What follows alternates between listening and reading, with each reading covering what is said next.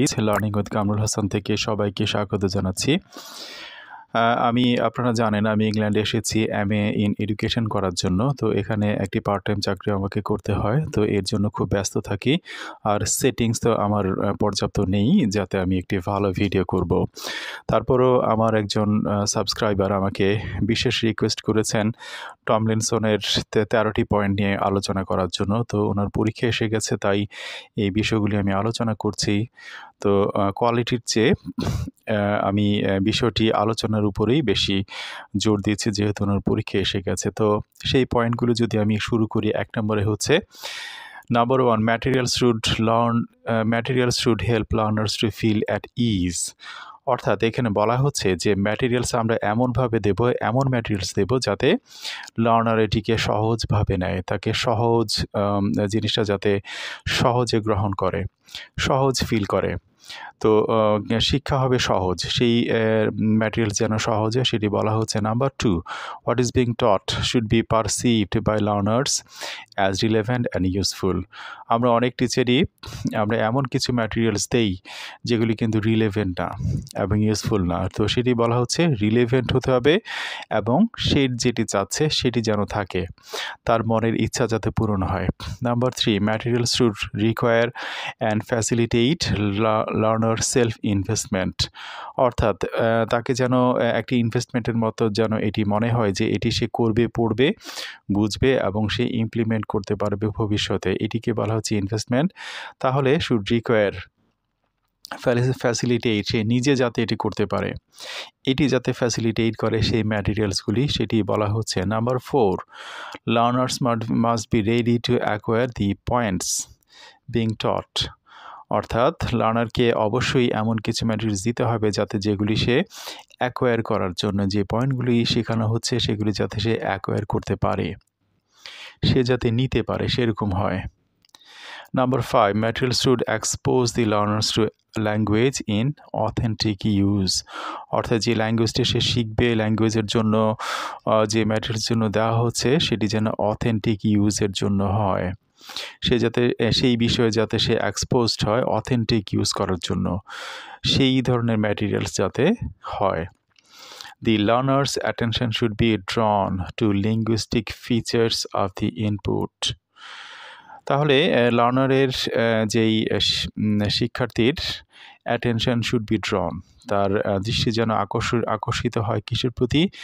Linguistic features. তাহলে ভাষাতাত্ত্বিক যেই ফিচারগুলি, বৈশিষ্ট্যগুলি দেওয়া হচ্ছে সেটির প্রতি যেন শিক্ষার্থীর মনোযোগ আকর্ষিত হয়। Number 7, materials should provide the learners with opportunities to use the target language to achieve communicative purposes. তাহলে কি বলছে?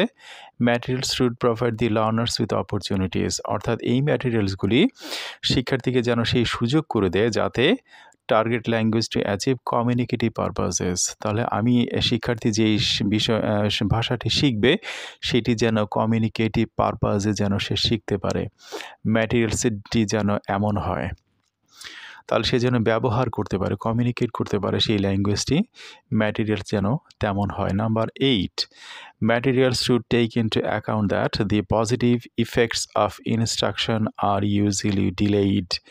তাহলে পজিটিভ যে ইনস্ট্রাকশন এটা যাতে ডিলেড না হয় এই বিষয়টি মাথায় রাখতে হবে, ম্যাটেরিয়ালস যেন তেমন না হয়। Number 9, materials should take into account that learners differ in learning styles.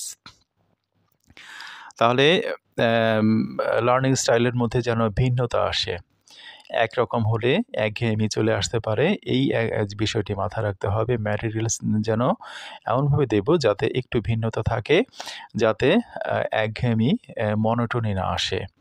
মনোটোনি আসলে ভালো লাগবে না, সেটি এখানে বলা হচ্ছে। Number 10, materials should take into account that learners differ in affective attitudes. তাহলে এই যে অ্যাফেক্টিভ অ্যাটিটিউডস এটি যাতে না আসে সেটি এখানে বলা হচ্ছে। আমরা স্টিফেন ক্রাশানের অ্যাফেক্টিভ ফিল্টার হাইপোথিসিস শুনেছি। আমরা যদি স্টুডেন্টসকে বলি যে না তোমার এই পড়ার আগেই যে এই বিষয়টি তুমি পারো না, তাহলে কিন্তু ওই যে পারো না বিষয়টি মাথায় ঢুকে যাবে 50, 20, 15, 50, 60, অনেক সময় 100%ও। তারপর আপনি যা পড়াবেন সেটি মাথায় ঢুকবে না। তাহলে কি আপনি যা দিচ্ছেন এটি ছাঁকনিতে ছেঁকে গেল এবং অল্প কিছু পরিমাণ তার মাথায় ঢুকলো। এটিকে বলা হচ্ছে অ্যাফেক্টিভ ফিল্টার। তাহলে সেই বিষয়টি যাতে না আসে, ম্যাটেরিয়ালস যাতে সেরকম না হয়। Materials should permit a silent period at the beginning of instruction, অর্থাৎ ইনস্ট্রাকশন শুরুতে ম্যাটেরিয়ালটা এমন হবে যাতে একটু সাইলেন্ট বা চিন্তাভাবনা করার সুযোগ তাকে সে যাতে পায়।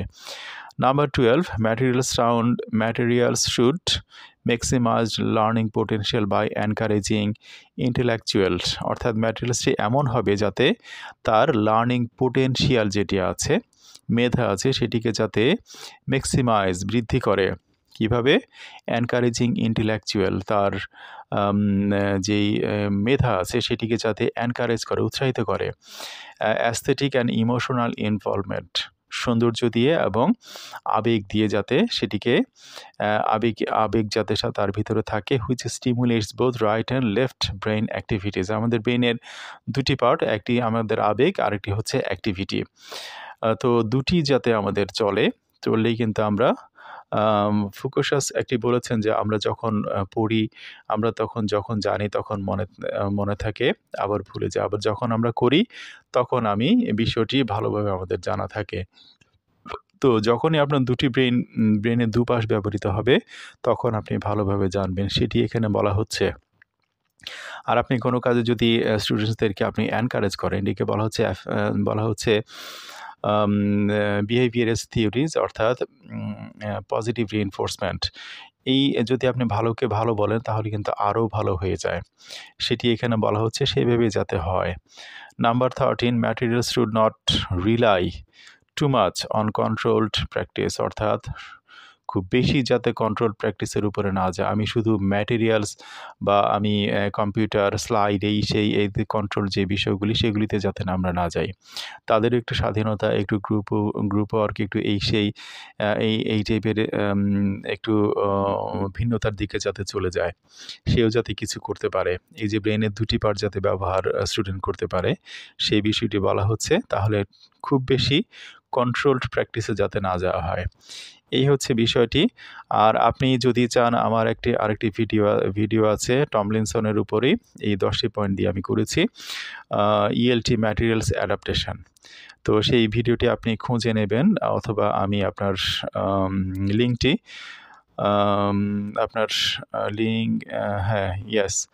লিঙ্কটি কমেন্টে দেওয়ার চেষ্টা করব। তো যদি এতটুকু সাহায্য আসে এই ভিডিও থেকে, আমার জন্য দোয়া করবেন। ইংল্যান্ডে যেন আমার পড়াশোনা সাফল্যমণ্ডিত হয়। আমি একা আছি, খুব কষ্টে আছি মানসিকভাবে। তো সেই কষ্ট যাতে দূর করতে পারি, আমার জন্য দোয়া করবেন। আসসালামু আলাইকুম।